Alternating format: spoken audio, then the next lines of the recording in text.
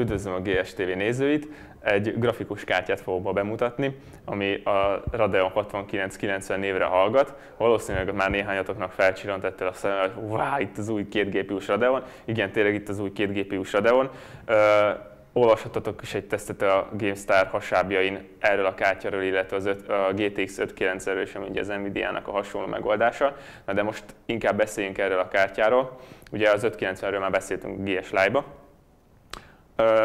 Amit nagyon fontos ugye megemlíteni, hogy 2 darab GPU van rajta, ami a Cayman XT kódnéven fut. Ez a Radeon 6900-as sorozatban már látható volt. Igazából a 6970-hez képest csak annyi a különbség, hogy az 880 MHz-es frekvenciát lecsökkentették, 50 MHz-ig csak 830 MHz-en üzemel.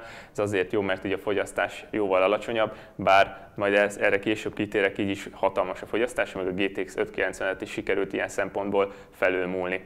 Na de kicsit térjünk rá arra, hogy miért is érdekes, illetve miért is szenzációs az, hogy ez egy 2 GPU-s kártya. Ugye már korábban is láthattunk hasonló megoldásokat mind a két gyártó részéről, de az utóbbi időben az Nvidia ugye kiesett ebből ebből a kategóriából, mert ugye a Fermi első generációjával nem sikerült összehozni 2 GPU-s kártyát, most ez ugye összejött nekik már a második generációval. Ugye az első generációnál rengeteg fogyasztásbeli probléma volt, melegedés probléma, tehát nem tudták megoldani, még az 1 GPU-s kártyának is hatalmas volt a fogyasztása, illetve a hőtermelése. Most sikerült annyira átalakítani az architektúráját a GTX 590-nek, hogy ez már összejött. Úgyhogy végre fel tudtak lépni a Radeon ellen, aki ugye az 5000-es szériából is elő tudott rukkolni 2 GPU-s kártya, ami egészen jól sikerült, ugye az 5890-el. Ez azért fontos még megjegyezni, mert az AMD bevezetett egy számozásbeli változtatást, ami abban köszönhető,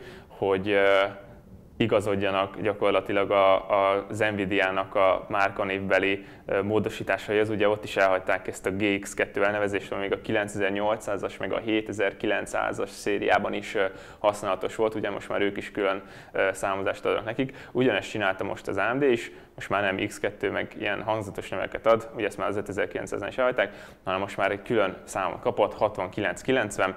Gyakorlatilag, ahogy ezt már említettem, ez 2 darab 6970-nek felel meg csak booted GPU-kkal. No, tehát visszatérve a lényegre, az Nvidia ismét fel tudta venni a versenyt, illetve be tudott lépni egyáltalán ebbe a kategóriába a GTX 590-nel. Nagyon jó kis verseny alakult ki a kettő között, ugye egyedülarkodó volt az előző 2 GPU-s megoldásával az AMD, most végre van megint egy kis verseny, végre megint lehet hadonászni azzal, hogy ki a gyorsabb GPU, de most nem szeretnék azért túl sokat beszélni az Nvidia kártyára, mert azért mégiscsak a Radeont mutatjuk be, GS Live, illetve újságot többet lehet róla olvasni.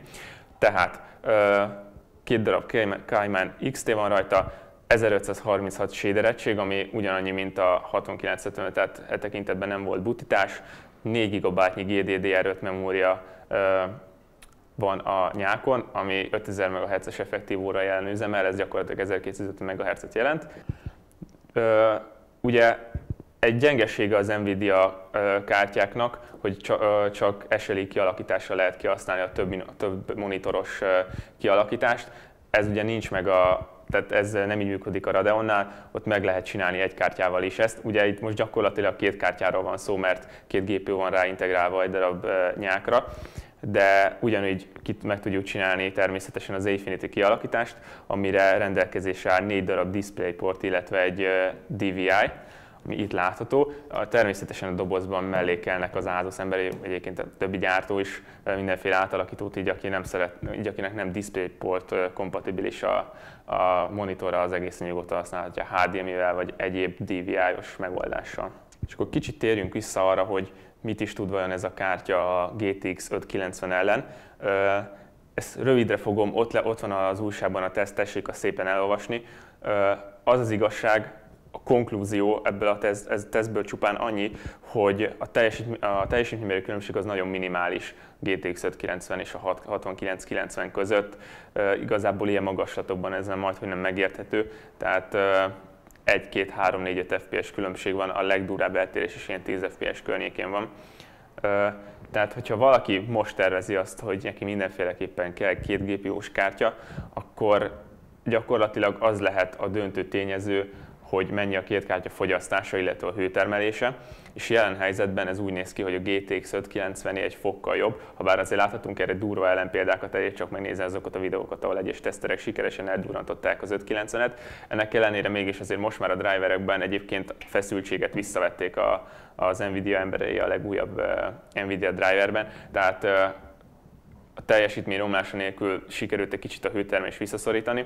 Úgyhogy még ennek ellenére is egy kicsit kevesebbet fogyaszt, illetve kevésbé melegedik, sőt halkabb is a hűtése a GTX 590-nek. Tehát aki mindenféleképpen most tervezi, hogy azonnal berohan a boltba és vesz egy ilyen brutális kártyát, és van neki erre adott esetben 180 000 forintja, mert ennek a kártyának egészen konkrétan 179 forint a javasolt végfelhasználó ára, a GTX 590-nek 10 000 forinttal több, tehát igazából megint csak azt mondani, hogy ilyen magasabb, hogy ilyen kártyánál valószínűleg nem ez lesz a döntő tényező, de ezzel megegyeztük.